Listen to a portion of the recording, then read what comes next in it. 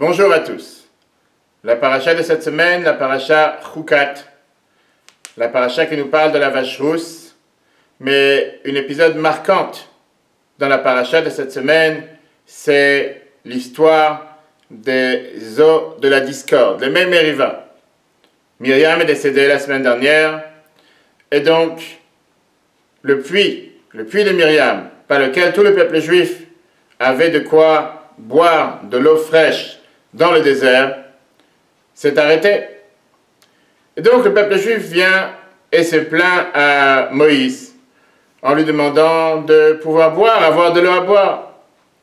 Dieu parle à Moïse en lui disant « Prends ton bâton et va vers le rocher afin que de l'eau puisse sortir. » L'histoire continue comme quoi Moïse parla au rocher mais de l'eau n'est pas sortie. Et donc il a tapé avec son bâton sur le rocher, pas une fois mais deux fois, et à ce moment-là, l'eau sortit du rocher. À cause de ça, Moïse n'a pas mérité de rentrer en Israël. La Torah nous dit que Dieu lui a dit dans la paracha, puisque vous n'avez pas sanctifié mon nom, en parlant au rocher, au lieu de le frapper, alors que c'était là une opportunité pour sanctifier mon nom, eh bien vous ne mériterez pas de rentrer en Israël. L'histoire est longue et tous les commentateurs s'arrêtent sur cette, si on peut dire, punition. Moshe, dirigeant du peuple juif, qui a tout fait pour eux jusqu'à présent, pourquoi et comment mérite-t-il une telle punition? Est-ce que c'est juste?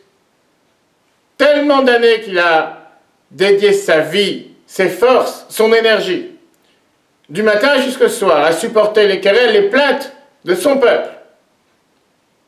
À ce moment crucial où finalement, c'est pas rien de faire sortir de l'eau d'un rocher.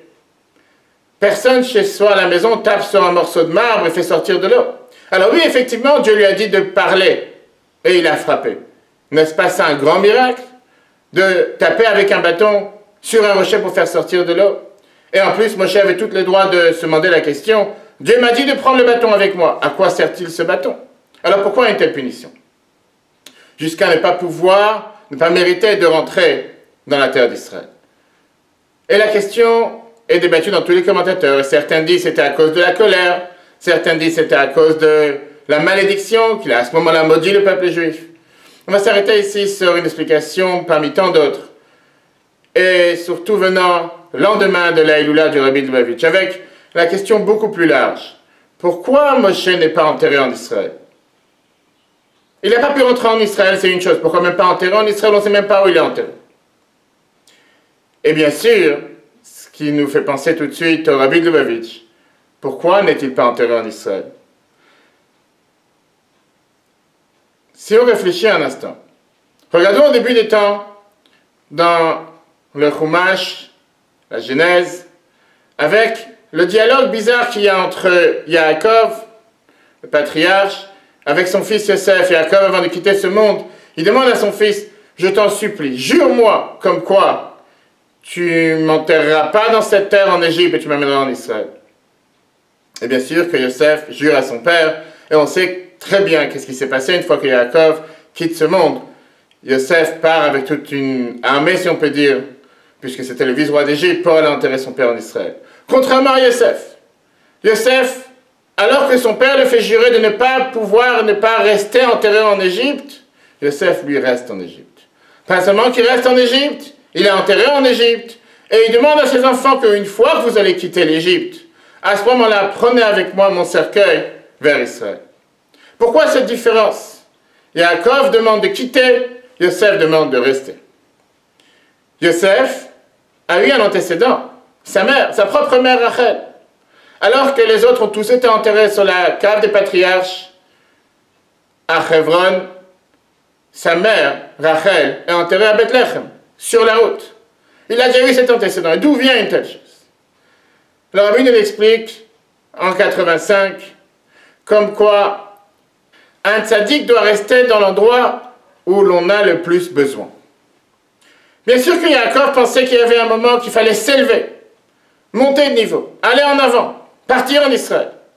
Yosef savait très bien que s'il quittait l'Égypte, tout le peuple allait être abandonné. Il ne pouvait pas se permettre de quitter. C'est pour ça qu'il s'est dit qu'il doit rester en Égypte et être enterré en Égypte.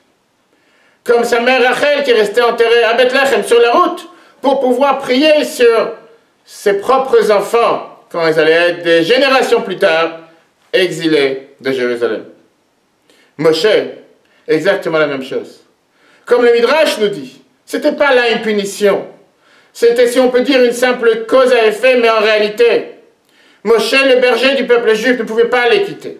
Il était obligé de rester avec eux dans le désert, parce qu'il devait être attaché avec sa génération. Faire en sorte de pouvoir subvenir à leurs besoins de son vivant, comme une fois qu'il a quitté ce monde. Et de là, un enseignement merveilleux pour chacun d'entre nous. Parfois, on peut peut-être chercher son propre confort. Mais la Torah, justement, dans la paracha de cette semaine, nous fait allusion avec cette histoire de Moshe. Comment nous devons toujours s'inquiéter du bien-être des autres. Peut-être que pour mon propre confort, ça serait tellement plus facile d'habiter dans un endroit entouré de religieux, entouré de synagogues, de pratiquants. Mais que se passera-t-il avec mes proches, ma famille, mes amis ou le peuple juif tout court, qui dépend de moi? Est-ce que je n'ai pas un devoir, du fait même que Dieu m'a placé dans cet endroit, à avoir une énorme responsabilité envers eux, en sachant que si je les quitte, qui va rester pour eux? Qui s'occupera d'eux? Est-ce qu'ils ne vont pas avoir ce risque d'être totalement abandonnés, assimilés, voire perdus du peuple juif?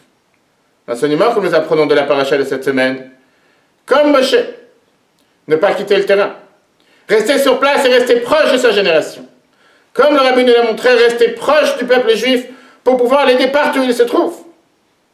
De là la raison pourquoi dans la paracha de cette semaine, Moshe n'a pas mérité d'entrer en Israël.